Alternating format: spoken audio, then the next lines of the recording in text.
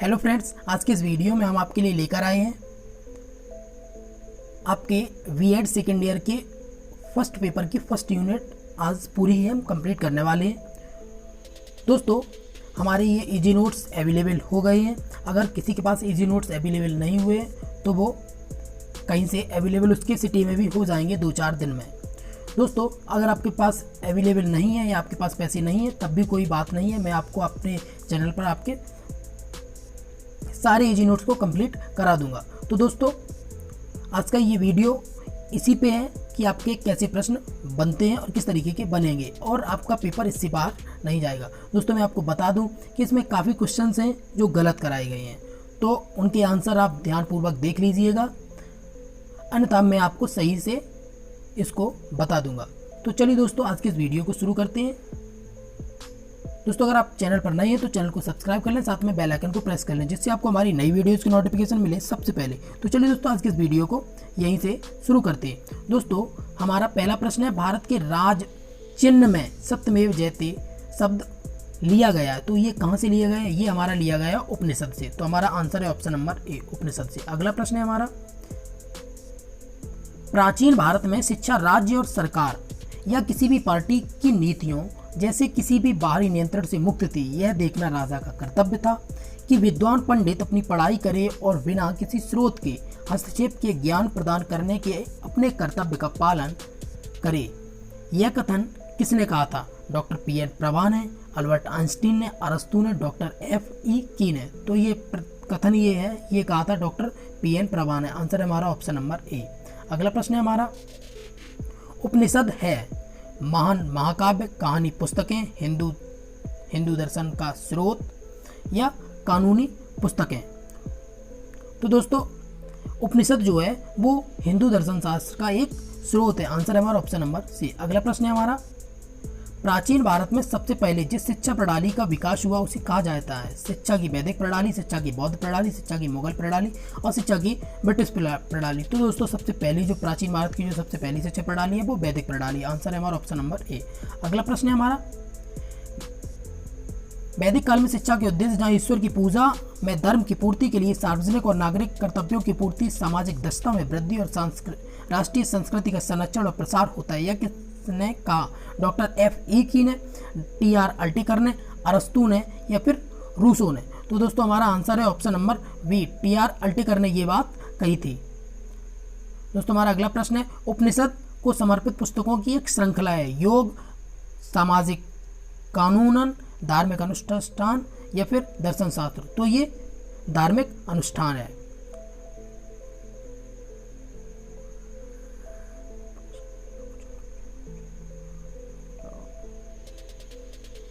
दोस्तों, हमारा अगला प्रश्न है, उपनिषद को समर्पित पुस्तकों की एक श्रृंखला है। योग, सामाजिक कानून, धार्मिक अनुष्ठान या फिर दर्शन शास्त्र? तो हमारा आंसर है ऑप्शन नंबर डी, ये दर्शन शास्त्र है। अगला प्रश्न है हमारा, वैदिक काल में शिक्षक की भूमिका थी। वैदिक काल में शिक्षक की भूमिका थी भगवान की पूजा, धार्मिकता, आध्यात्मिक रूप से जोड़ दिया, चरित्र निर्माण, व्यक्तित्व का विकास, संस्कृति, राष्ट्र और समाज के विकास के लिए रुचि पैदा करना या फिर उपरोक्त सभी? तो ये सारे काम ही शिक्षक की भूमिका थी। तो आंसर नंबर डी हमारा। अगला प्रश्न है, दर्शन शब्द निम्नलिखित में से किससे लिया गया है? प्राचीन यूनानी से, प्राचीन रोमन से, हिब्रू भाषा से या फिर अंग्रेजी से? तो ये जो शब्द है ये हमें प्राचीन यूनानी भाषा से लिया गया। आंसर है हमारा ऑप्शन नंबर ए।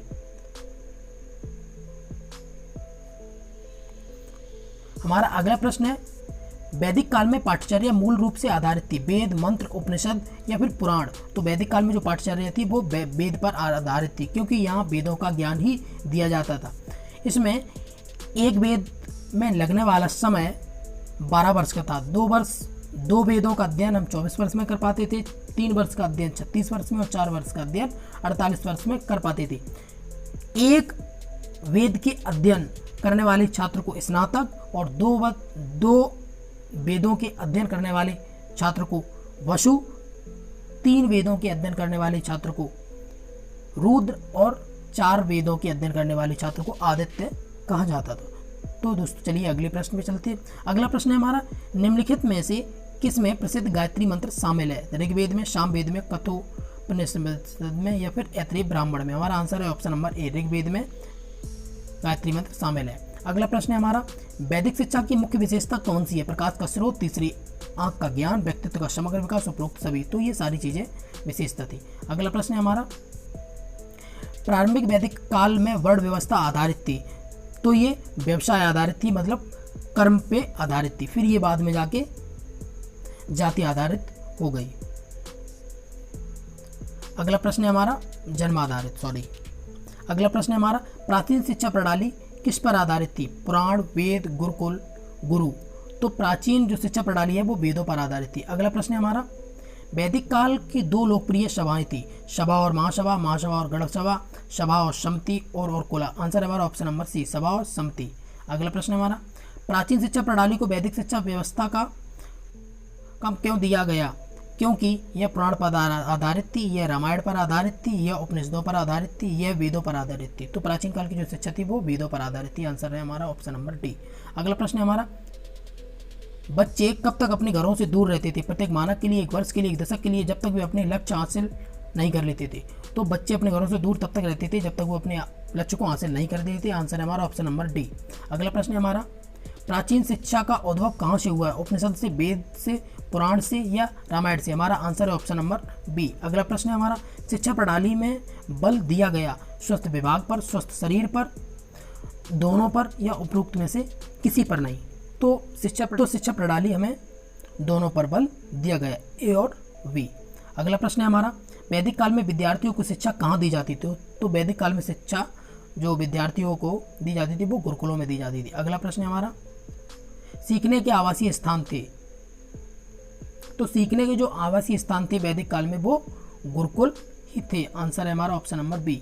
अगला प्रश्न है हमारा, वेद शब्द का क्या अर्थ है? जानने के लिए, सीखने के लिए, सिखाने के लिए? कोई नहीं। तो वेदों का अर्थ है कि जानने के लिए।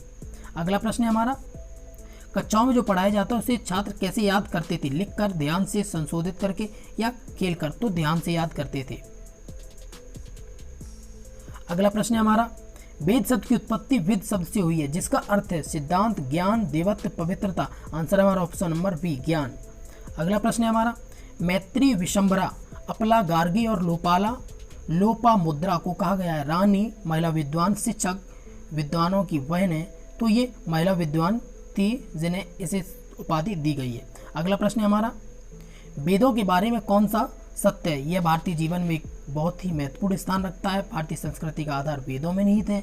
वे ज्ञान के स्रोत हैं, उपरोक्त सभी। तो आंसर है हमारा ऑप्शन नंबर डी, उपरोक्त सभी। अगला प्रश्न है हमारा, प्राचीन काल में शिक्षकों को किसके लिए स्वायत्तता प्राप्त थी? छात्रों का चयन, उनके पाठ्यक्रम का निर्धारण, पाठ्यक्रम का समापन, उपरोक्त सभी। तो ये सारी चीजें शिक्षक पर आधारित थी, क्योंकि उस समय की जो शिक्षा थी वो शिक्षा केंद्रित थी, ना कि बाल केंद्रित। अगला प्रश्न है हमारा, प्राचीन या वैदिक काल में शिक्षण के तरीके थे? प्रवचन, मौखिक, चर्चा, उपरोक्त सभी। तो ये सारे तरीके थे। वेदों की कुल संख्या, तो वेदों की संख्या 4 है। अगला प्रश्न है हमारा, उपनयन के बारे में कौन सा कथन सत्य है? उपनयन संस्कार औपचारिक अनुष्ठान है। उपनयन समारोह युवाओं के पहले आश्रम अर्थात ब्रह्मचर्य में प्रवेश का प्रतीक है। यह पहले 3 वर्णों के सभी पुरुषों सदस्यों के लिए 8वें, 11वें तथा 12वें वर्ष की आयु में किया जाता था। तो ये तीनों बातें सही, उपरोक्त सभी। अगला प्रश्न है दोस्तों, हमारा अगला प्रश्न है, वेदों का सही क्रम है? ऋग्वेद, सामवेद, यजुर्वेद और अर्थवेद। सामवेद, ऋग्वेद, यजुर्वेद और अर्थवेद। यजुर्वेद, सामवेद, ऋग्वेद और अर्थवेद। ऋग्वेद, अर्थवेद, यजुर्वेद, सामवेद। तो दोस्तों मैं आपको इसमें बता दूं, इसमें ये इसके जो चारों ऑप्शन है ये चारों ऑप्शन गलत हैं। दोस्तों देख लीजिएगा, सबसे पहले हमारा आया था ऋग्वेद। ऋग्वेद 1 नंबर पे आया हमारा ऋग्वेद। दूसरे नंबर पर आया था यजुर्वेद। तीसरे नंबर पे आया था हमारा सामवेद और चौथे नंबर पे आया था हमारा अर्थवेद। तो दोस्तों हमारा ये क्रम सही है। सबसे पहला ऋग्वेद, फिर यजुर्वेद होना चाहिए, उसके बाद सामवेद, उसके बाद अर्थवेद। तो चलिए दोस्तों अगले प्रश्न पे चलते हैं। इसमें जो आंसर दे रखा था ये आंसर बिल्कुल गलत दे रखा था। दोस्तों हमारा अगला प्रश्न है, उपनयन का अर्थ है पास ले जाना, दूर ले जाना, दोनों, ए और बी, ये उपरोक्त में से कोई नहीं। तो हमारा आंसर है ऑप्शन नंबर ए, पास लाना।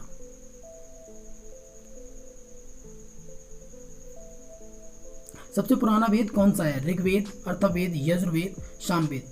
तो ऋग्वेद हमारा सबसे पुराना वेद है। अगला प्रश्न है, उपनयन संस्कार को इस प्रकार भी कहा जाता है, यज्ञ, पवित्र समारोह, जनेऊ, उक्त दोनों, उपरोक्त में से कोई नहीं। तो हमारा आंसर है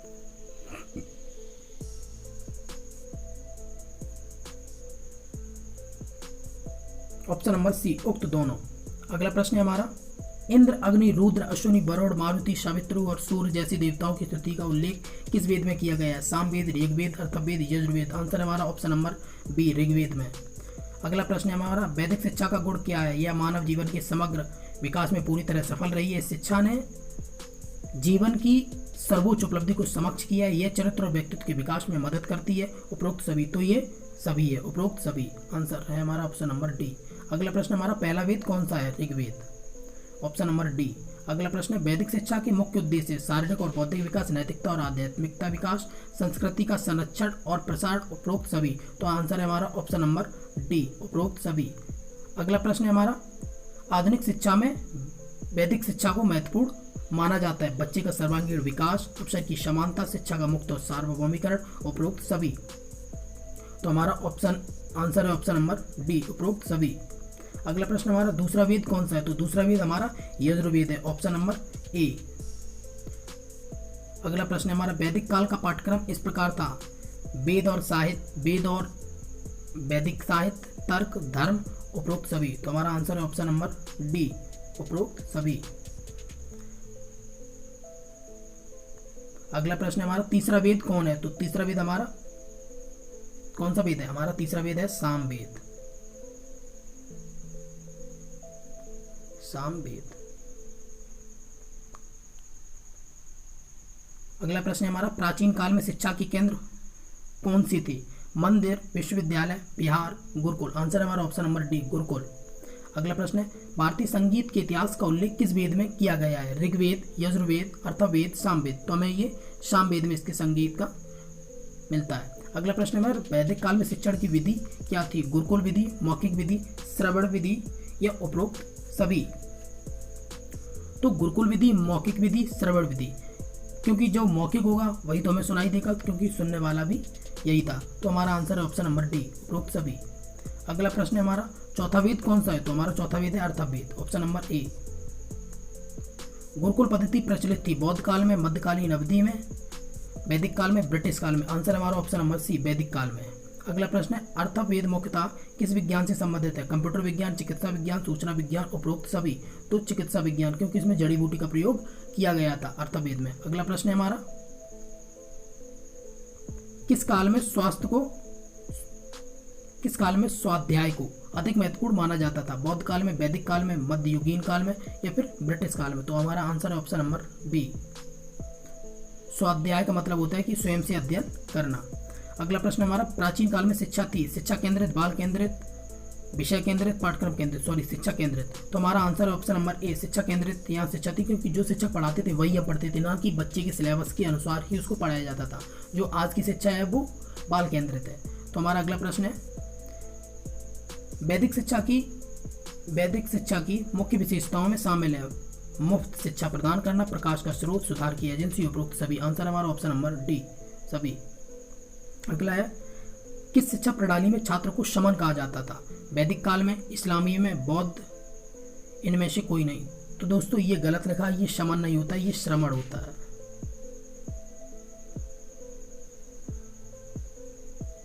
तो आंसर है हमारा ऑप्शन नंबर सी, बौद्ध काल में।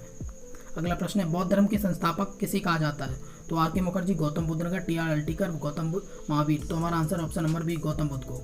अगला प्रश्न है, इच्छा सभी कष्टों का कारण है, इसे किस धर्म ने बढ़ावा दिया?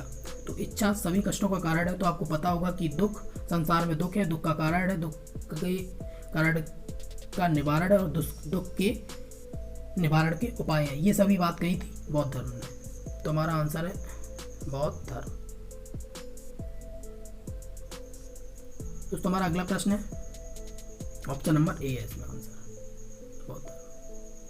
अगला प्रश्न है हमारा, जैन धर्म का संस्थापक किसे कहा जाता है? वर्धमान महावीर को, गौतम बुद्ध को, अरस्टिनेमी को या फिर ऋषभदेव को? आंसर है हमारा option number A, Vardhaman Mahavir को। अगला प्रश्न है हमारा, मिलिंदोपानो क्या है? एक बौद्ध स्थान है, बुद्ध के नामों में से एक है, या कला एक बौद्ध नमूना है, बौद्ध पाठ है? तो ये मिलिंदोपानो ये बौद्ध एक पाठ है। मीन्स एक ग्रंथ है।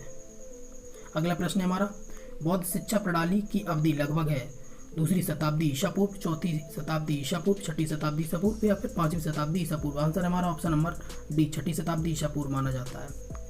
अगला प्रश्न है हमारा, बौद्ध धर्म के प्रसार में योगदान देने वाली भाषा थी संस्कृत, पाली, तमिल, ग्रीक। आंसर हमारा ऑप्शन नंबर बी पाली भाषा।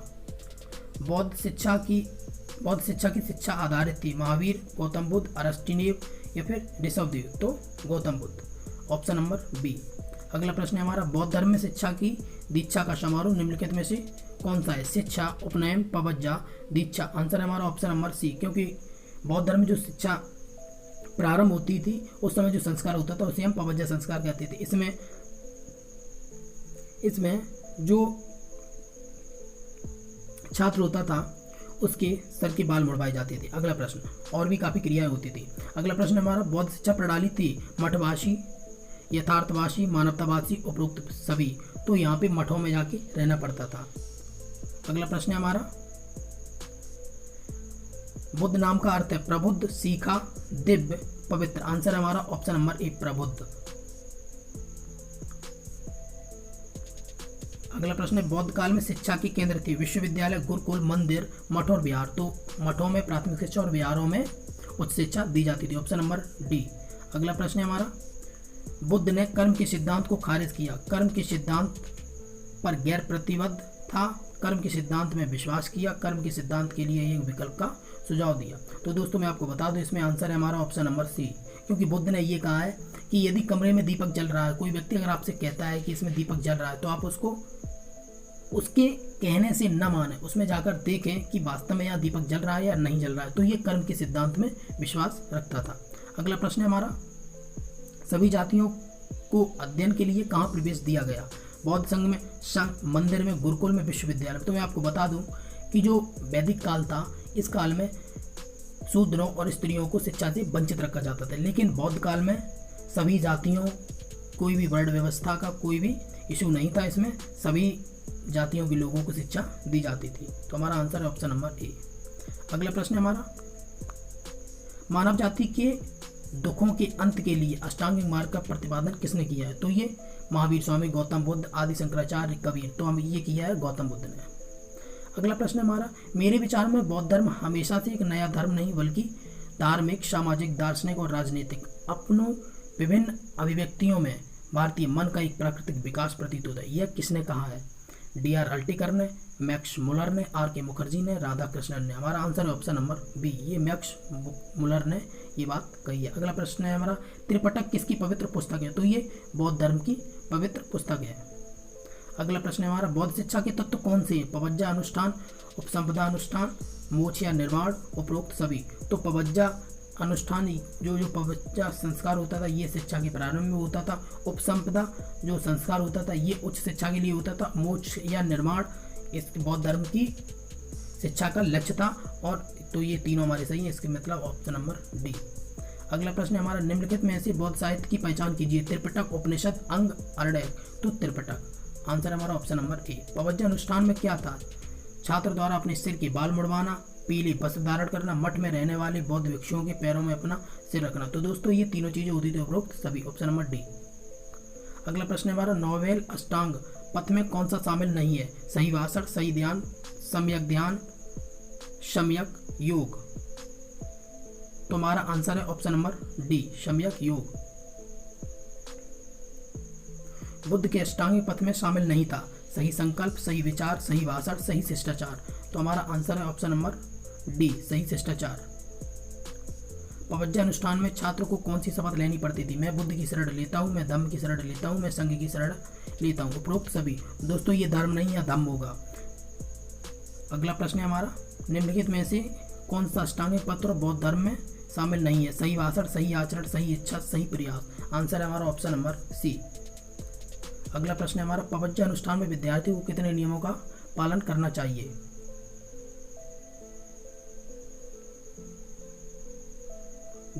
9, 10, 11, 12। तो दोस्तों हमारा आंसर है इसमें ऑप्शन नंबर बी, 10 नियमों का पालन करना होता था पवज्जा संस्कार में विद्यार्थी को। गौतम बुद्ध को पहली नन कौन थी? मीनाक्षी, स्मृति, गौतमी। दोस्तों मैं आपको बता दूं कि बौद्ध धर्म में जो पहली स्त्री जिसने शिक्षा पाई थी वो थी प्रजापति गौतमी, यानी कि गौतम बुद्ध की मासी, जिन्होंने उन्हें पाला पोसा था, क्योंकि जन्म के कुछ समय बाद माता जी का देहांत हो गया था। छात्रों को जिन दम नियमों का पालन करना था उनमें शामिल थे चोरी से परहेज, किसी भी जीवित प्राणी की हत्या से बचना, अशुद्ध आचरण, उपरोक्त सभी। तो ये सभी थे। दोस्तों मैं आपको बता दूं कि बुद्ध के पंचशील थे। पंचशील क्या थे कि पाणातिपाता, बेरमणि, सिक्खा, पदम, समाधियामी, इसी तरीके के 5 थे। तो अगला प्रश्न हमारा, बुद्ध धम्म और संघ को मिलाकर जाना जाता है त्रिरत्न, त्रिवर्ग, त्रिसर्ग, त्रिमूर्ति। तो आंसर हमारा ऑप्शन नंबर ए, त्रिरत्न। अगला प्रश्न हमारा, छात्रों को जिन 10 नियमों का पालन करना था उनमें शामिल थे निश्चित समय पर भोजन करना, नशीली चीज़ों का प्रयोग, सौंदर्य प्रसाधन का उपयोग, उपरोक्त सभी। तो दोस्तों ये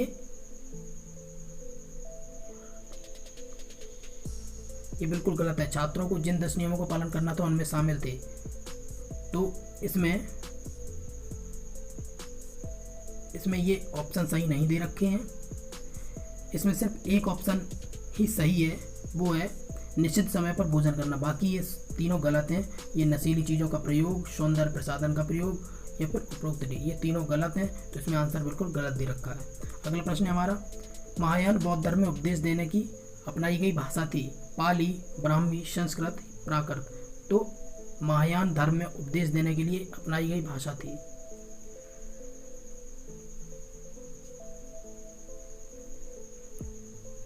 तो वो भाषा थी पाली। इसमें गलत दे रखा है संस्कृत। अगला है हमारा, छात्रों को जिन 10 नियमों का पालन करना था उनमें शामिल थे बिना पेशकश किए चीजें लेना, भिक्षा में सोने और चांदी की वस्तुओं को स्वीकार करना, नृत्य देखना या संगीत सुनना आदि, उपरोक्त सभी। छात्रों को जिन 10 नियमों का पालन करना था उनमें शामिल थे बिना पेशकश किए चीजें लेना, भिक्षा में सोने चांदी और वस्तुओं की स्वीकार करना, नृत्य देखना या संगीत सुनना।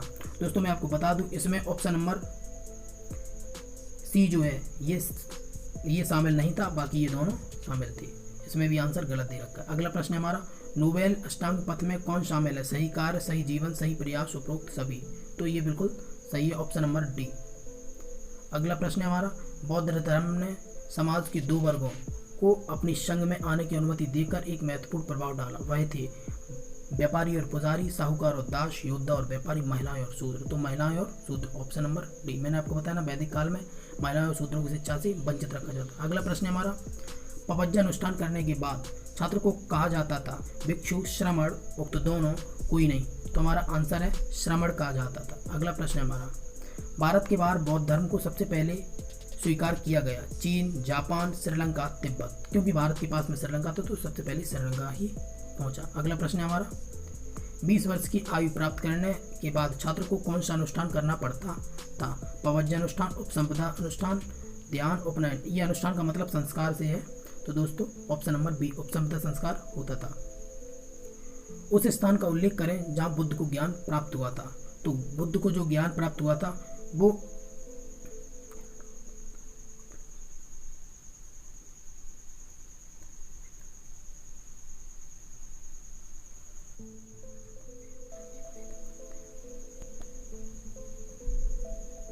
दोस्तों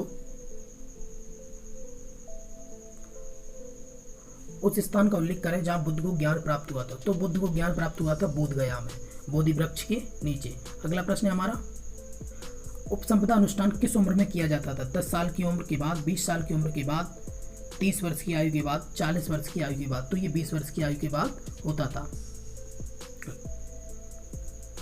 बौद्धों के लिए प्रसिद्ध विक्रमशिला विश्वविद्यालय की स्थापना किस शासक ने की थी? तो विक्रमशिला जो थी वो धर्मपाल ने की थी, ऑप्शन नंबर डी। अगला प्रश्न है हमारा, उपसंपदा अनुष्ठान के बाद पुरुष भिक्षुओं को कहा जाता था भिक्षुणी, भिक्षु, छात्र, सैनिक। तो उपसंपदा अनुष्ठान संस्कार के बाद जो पुरुष थे उनको भिक्षु कहा जाता था।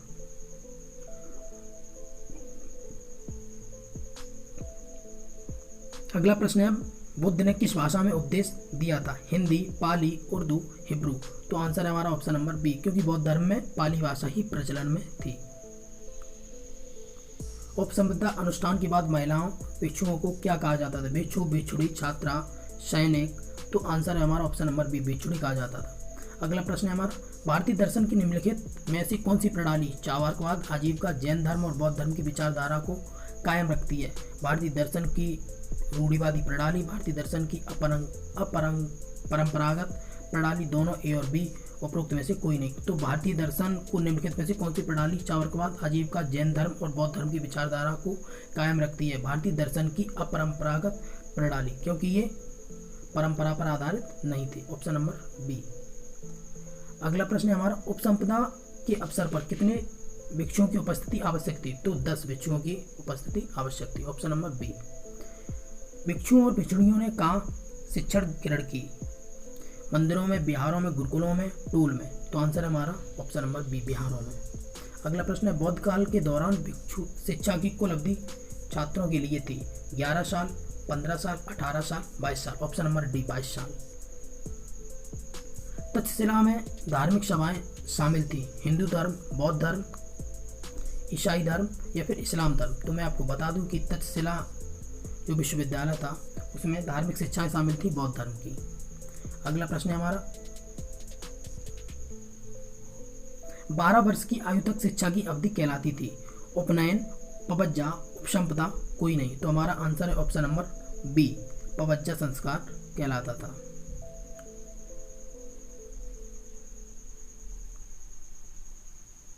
आई किंग और जुआनजांग नालंदा कब आए थे? 12वीं शताब्दी ईसा पूर्व, 5वीं शताब्दी ईसा पूर्व, 7वीं शताब्दी ईसा पूर्व, उपरोक्त में से कोई नहीं। तो ये 5वीं शताब्दी ईसा पूर्व भारत आए थे। 10 वर्ष की आयु तक की शिक्षा की अवधि कहलाती है? उपनयन, पवज्जा, उपसंपदा, कोई नहीं। तो हमारा आंसर है ऑप्शन नंबर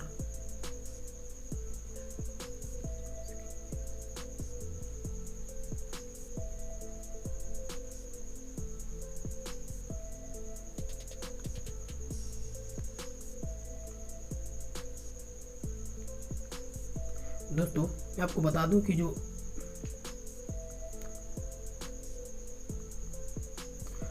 हमारा अगला प्रश्न है, 12 वर्ष की आयु तक की शिक्षा की अवधि कहलाती थी? तो ये पवज्जा संस्कार ये भी कहलाती थी।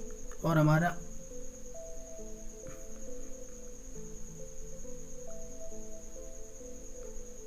दस वर्ष तक आयु तक की शिक्षा की अवधि कहलाती थी, तो ये भी पवज्जा संस्कार कहलाती थी। Option number B. अगला प्रश्न है हमारा, बौद्ध शिक्षा की क्या गुण थे? सुव्यवस्थित केंद्र, संरचना, अंतर्राष्ट्रीय महत्व, उपरोक्त सभी। तो ये सभी थे। Option number D. अगला प्रश्न है हमारा, बौद्ध काल में नारी शिक्षा की क्या स्थिति थी? महिलाओं ने पुरुषों से हीन स्थिति पर कब्जा किया, उन्हें एक संघ में शामिल होने से प्रतिबंधित किया गया था, दोनों ए और बी, इनमें से कोई नहीं।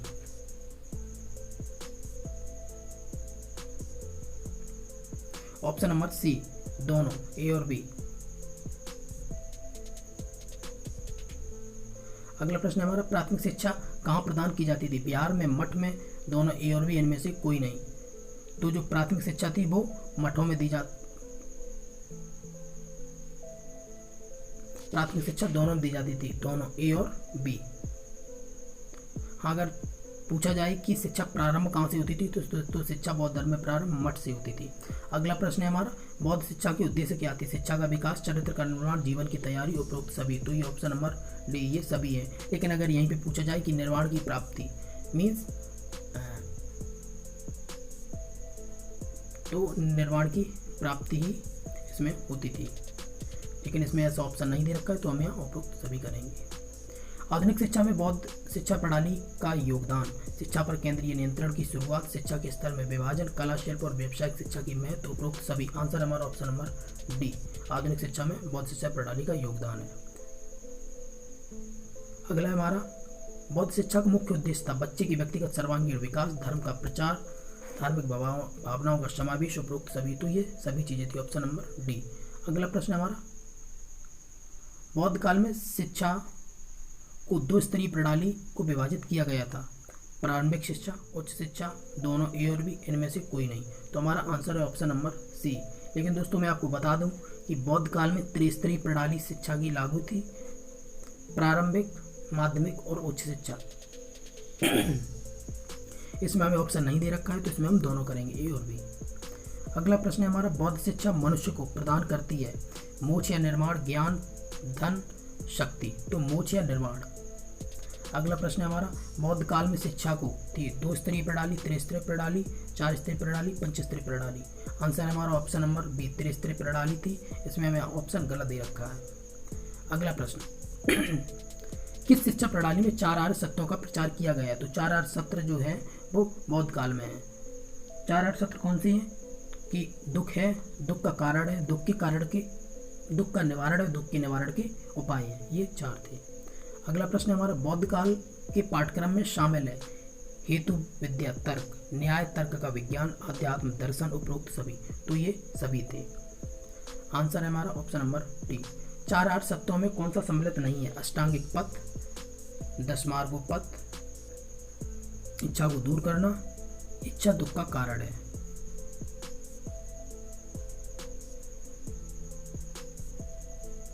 दोस्तों आपको इसमें बता दूं, इसमें ये गलत है कि 4 आर्य सत्यों में कौन सा सम्मिलित नहीं है। इसमें होना चाहिए था कि 4 आर्य सत्यों में कौन सा सम्मिलित है, तो इसमें ऑप्शन नंबर डी होता। लेकिन यहाँ क्वेश्चन ये गलत दे रखा है, इसमें नहीं होना चाहिए, तब ये ऑप्शन नंबर डी सही होगा। इसमें हमें ऑप्शन गलत दे रखा है। अगला प्रश्न है हमारा, बौद्ध काल के पाठ्यक्रम में शामिल है सैन्य विज्ञान, धार्मिक चर्चा, कला, हस्तशिल्प, उपरोक्त सभी। तो ये सारी चीज़ें सम्मिलित थी, उपरोक्त सभी, ऑप्शन नंबर डी। अगला प्रश्न है हमारा, 4 आर्य सत्यों में कौन सा सम्मिलित है? सारा सांसारिक जीवन दुख है, इच्छा दुख का कारण है, अष्टांगिक पथ, उपरोक्त सभी। तो 4 आर्य सत्यों में ये सभी थे, लेकिन ये अष्टांग। तो दोस्तों हमारा अगला प्रश्न है, नोबेल अष्टांगिक पथ में कौन सा शामिल है? सही विश्वास, सही उद्देश्य, सही भाषण, उपरोक्त सभी। तो अष्टांगिक मार्ग में ये सभी है, ऑप्शन नंबर डी। अगला प्रश्न है हमारा, जिन संस्थाओं में प्राथमिक शिक्षा दी जाती थी कहलाती थी मकतब, मदरसा, पाठशाला, संघ। तो आपको मैं बता दूं कि मकतब में मध्यकालीन शिक्षा, प्राथमिक शिक्षा दी जाती थी, और जो उच्च शिक्षा थी वो में मदरसा में दी जाती थी। तो हमारा आंसर है ऑप्शन नंबर ए, मकतब। अगला प्रश्न है, जिन संस्थाओं में माध्यमिक शिक्षा प्रदान की जाती थी उन्हें कहा जाता था? मदरसा, संघ, मकतब। तो माध्यमिक शिक्षा जिनमें दी जाती थी उन्हें हम मदरसा कहते थे, माध्यमिक शिक्षा या उच्च शिक्षा। अगला प्रश्न है हमारा, मुस्लिम शिक्षा की प्रमुख विशेषताएं थी? नियमों का संरक्षण, इस्लाम का प्रचार, मौद्रिक प्रणाली, उपरोक्त सभी। तो ये सभी थे, ऑप्शन नंबर डी। अगला प्रश्न है हमारा, मुस्लिम शिक्षा प्रणाली का गुण क्या है? प्राथमिक और माध्यमिक शिक्षा की अलग व्यवस्था, मुक्त शिक्षा का संगठन, छात्रवृत्ति की शुरुआत, उपरोक्त सभी। तो ये सारी चीज़ें होती थी, क्योंकि इस समय तक ये जो शिक्षा थी वो राज्य पर आधारित थी, क्योंकि राज्य से उन्हें छात्रवृत्ति भी दी जाती थी, वहीं से मुक्त शिक्षा का प्रावधान था, क्योंकि वहीं से संगठन बनते थे जिससे हमें मुक्त शिक्षा प्राप्त होती थी। तो अगला हमारा प्रश्न है, सुलेख सुंदर हस्तलेखन पर जोर दिया गया था? मुस्लिम काल में, बौद्ध काल में, वैदिक काल में, ब्रिटिश काल में। आंसर है हमारा ऑप्शन नंबर ए, मुस्लिम काल में। हमारा अगला प्रश्न है, मध्यकालीन शिक्षा प्रणाली का काल लगभग है 5वीं शताब्दी, 9वीं शताब्दी, 7वीं शताब्दी, 10वीं शताब्दी ईसा पूर्व। तो हमारा आंसर ऑप्शन नंबर डी, 10वीं शताब्दी पूर्व। अगला प्रश्न हमारा, मुस्लिम शिक्षा प्रणाली का दोष क्या है? रटने पर बल, महिला शिक्षा की लापरवाही, भारतीय भाषाओं, साहित्य, धर्म और दर्शन की अवहेलना करना। तो हमारा आंसर है ऑप्शन नंबर डी। अगला प्रश्न है, किस काल में लकड़ी की पुस्तकों का प्रयोग किया जाता था? मुस्लिम काल में, बौद्ध काल में, वैदिक काल में, ब्रिटिश काल में। तो लकड़ी की पुस्तकों में तख्तियों का प्रयोग मुस्लिम काल में किया जाता था। आंसर है हमारा ऑप्शन नंबर ए।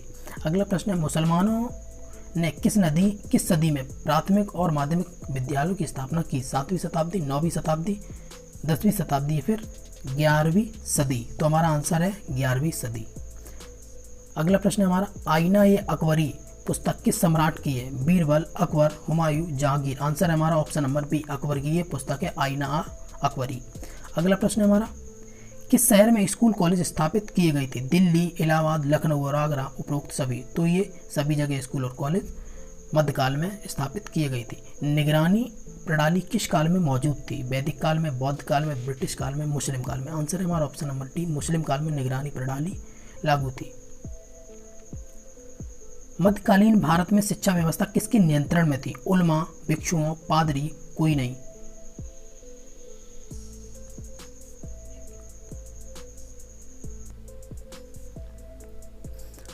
तो आंसर है हमारा ऑप्शन नंबर ए, उलमा में। अगला प्रश्न है हमारा, मुस्लिम शिक्षा के उद्देश्य क्या थे? ज्ञान का अधिग्रहण, इस्लाम का प्रचार, मुस्लिम संस्कृति का संरक्षण और प्रसार, उपरोक्त सभी। तो हमारा आंसर है ऑप्शन नंबर डी, सभी।